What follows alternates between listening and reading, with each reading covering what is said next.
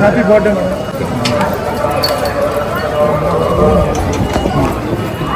పక్క ఇది వెనకాల వెనకాల వెనకాల వెనకాల వెనకాల నైట్ చాలా రోజుల తర్వాత అందరినీ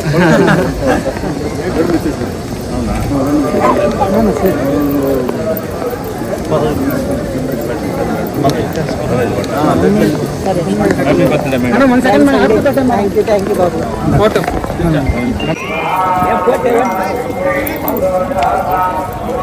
బాబు మిమ్మల్ని అందరినీ చూసి నాకు చాలా ఆనందం.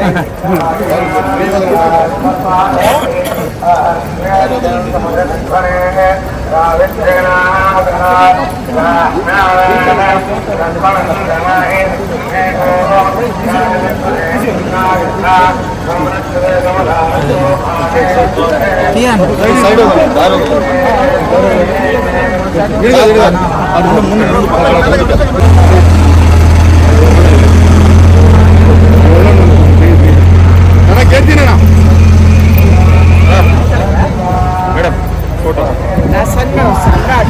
ఓకే ఓకే సార్ ఇక్కడ నుంచి అడిగినా అదే మేడం ఫోటో సార్ నీళ్ళు ఉన్నాయి కొంచెం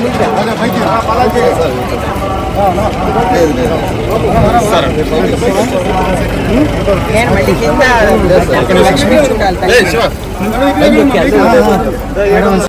ఈరోజు జన్మదిన సందర్భంగా నేను స్వామివారిని దర్శించుకోవడానికి వచ్చాను. నేను ప్రతి బర్త్డేకి నా జన్మదిన సందర్భంగా నేను స్వామివారిని దర్శించుకోవడానికి వస్తూ ఉంటాను. ఆ స్వామి మన ఆంధ్ర ప్రజలకి అలాగే ఆంధ్ర ప్రజలకి రాజధాని ఇవ్వాలని, ఆంధ్ర ప్రజలు సుఖంగా ఉండాలని, ఆంధ్ర ప్రజలు రైతులందరూ కూడా సుఖశాంతులతోటి ఆనందంగా ఉండాలని నేను మనస్ఫూర్తిగా కోరుకుంటున్నాను. ఈరోజు ఆ స్వామి కరుణ వల్ల, ఆ స్వామి ఇచ్చినటువంటి సౌభాగ్యం నాకు ఈరోజు ఆయన దర్శన భాగ్యం నాకు కలిగింది. కాబట్టి ఇక్కడ ఉన్నటువంటి ప్రజలందరికీ కూడా నేను ఆయన ఆశీర్వాదం, నేను తెలుగు బిడ్డగా తెలుగువారి ఆశీర్వాదం కోసం నేను ఈరోజు ఇక్కడ ఉన్నాను. కాబట్టి మీ అందరికీ కూడా నేను ధన్యవాదాలు తెలియజేస్తాను. రాబోయే ఎన్నికల్లో మీ ప్రణాళికలు ఎలా ఉండబోతున్నాయి? పోటీ చేయబోతున్నారా? ప్రచారాలకి పరిమితం కాబోతున్నారా? అంటే నేను ప్రస్తుతానికి భారతీయ జనతా పార్టీలో ఉన్నాను, బీజేపీలో ఉన్నాను నేను. అయితే శీర్ష నేతృత్వంలో ఉన్నటువంటి వారందరికీ కూడా తెలుసు అంటే నేను ఆంధ్రుల బిడ్డనని. కాబట్టి నాకైతే ఇక్కడి నుంచి నాకు అవకాశం వస్తే తప్పకుండా నేను ప్రజలకు సేవ చేయాలి అనేది నా మనసు. అలాగే నా జీవితకాలం కూడా నేను పనిచేయాలనేది, ప్రజలకి అభివృద్ధిలోకి తీసుకురావాలనేది నా కోరిక. నాకు టికెట్ ఇక్కడ లేకపోతే కనుక ఆ పైన ఉన్నటువంటి శీర్ష నేతాగణ్ వాళ్ళు ఉన్నటువంటి ఆలోచన ఇంతకంటే మంచిదే కావచ్చు. కాబట్టి నేను నా యొక్క జయప్రదగా నేను నిర్ణయం తీసుకోలేను ఇటువంటిది. కాబట్టి వాళ్ళ మీదే వదిలేస్తున్నాను. మోదీ గారు కానీ అలాగే మనకు ఉన్నటువంటి నడ్డా గారు కానీ అలాగే హెచ్ఎం కానీ అందరూ కూడా వాళ్ళు నన్ను ఒక కుటుంబంగా చూస్తారు. కాబట్టి వాళ్ళు ఏం చేసినా కూడా నా మంచి కోసమే చేస్తారు. బీజేపీకి సంబంధించి రాష్ట్రంలో స్టార్ క్యాంపెయినింగ్ ఏమైనా చేసే అవకాశం? అది నేను నిర్ణయించలేను కదా, అక్కడి నుంచి లిస్ట్ వస్తుంది. మీ వైపు నుంచి ఆ ప్రయత్నం ఏమైనా జరుగుతుంది? అంటే పోటీ చేయాలన్నట్టు కోరికనే ఉన్న మీ అగ్రనాయకత్వం?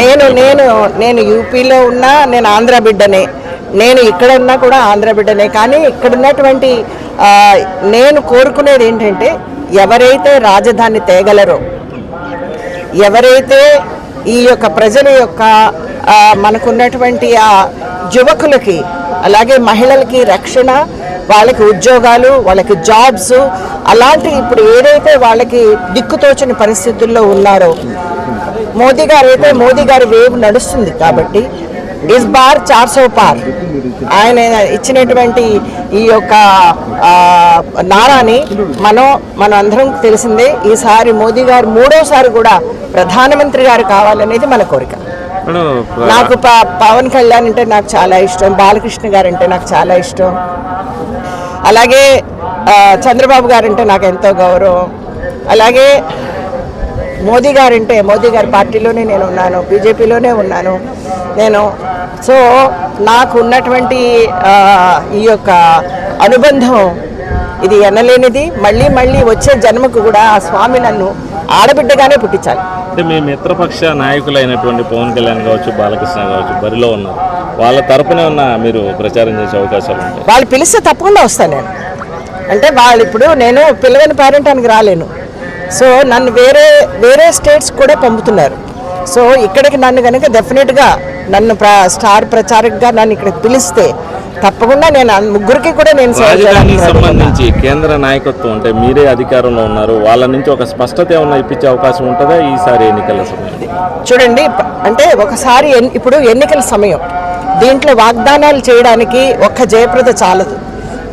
పూర్తి కోరిక ఏంటంటే మనకి ఆంధ్రప్రదేశ్లో ముఖ్యంగా కావాల్సింది ఒక రాజధాని. మన రాష్ట్రానికి రాజధాని లేదు, మన రాష్ట్రానికి స్టేటస్ లేదు. అది కావాలని నేను కోరుకుంటున్నాను. దానికోసం ప్రయత్నం చేద్దాం. ముందు మన ప్రజలు వాళ్ళు ధైర్యంగా మాకు ఇది కావాలి అని ముందుకొచ్చి ఏ ప్రభుత్వం అయితే మన ప్రాబ్లమ్స్ని సాల్వ్ చేయగలదో ఆ ప్రభుత్వాన్ని ఎన్నుకోమని మనస్ఫూర్తిగా కోరుకుంటున్నాను.